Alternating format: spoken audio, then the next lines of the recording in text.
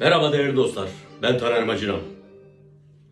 Türkiye'de katılımcı, demokrasi anlayışının güçlenmesine yardımcı olmak ve çocuklarımızın geleceği için sen de yarım saatini ayırıp sandığa giderek oyunu kullan.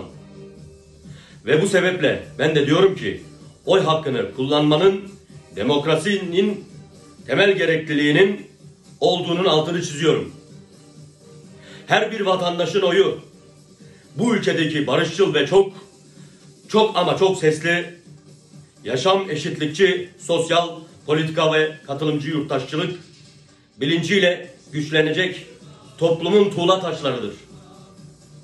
Bu nedenle bireylerin görüşleri ne olursa olsun seçim hepimizin diyor ve herkesi sandığa oy vermeye, ayrıca sandıklara sahip çıkmaya davet ediyorum.